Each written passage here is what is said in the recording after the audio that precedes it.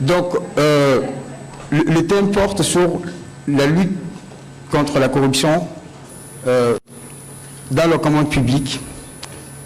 Tantôt aussi on parle de marché public. Ce sont des notions qu'on appelle des notions qui ne peuvent pas être maîtrisées pour une personne qui n'est pas adepte du droit. Et pour des non-juristes ou bien pour des personnes aussi qui ne sont pas familiers avec cette notion, je tiens tout d'abord à préciser que la commande publique, ce sont des contrats de marché public qui portent sur des opérations.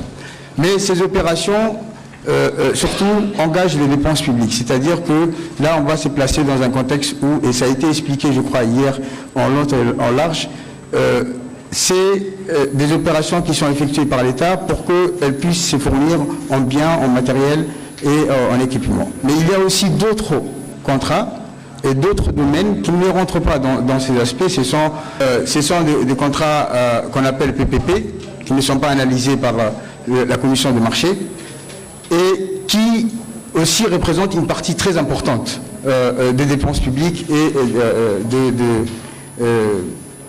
des engagements publics qui a été fait. Mais je ne vais pas vous emballer dans ces concepts, dans les explications conceptuelles.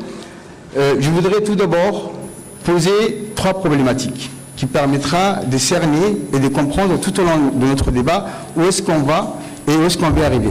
Donc tout simplement, dans un premier temps, la question qui se pose très simplement et qui est vraiment terre à terre, c'est pourquoi parler de la corruption dans le marché public? C'est la question qu'on va se poser. Pourquoi on parle de la corruption dans le marché public?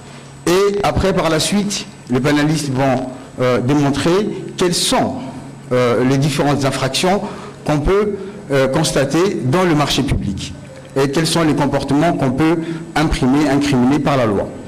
Et troisième, et là on va commencer par la fin, pour que vous compreniez ces 2 éléments, c'est-à-dire on va se poser la question sur les dispositifs. Quels sont les dispositifs normatifs et institutionnels existants dans notre pays, tantôt au niveau international que national? Est-ce que nos textes normatifs ou bien les dispositions normatives sont au niveau?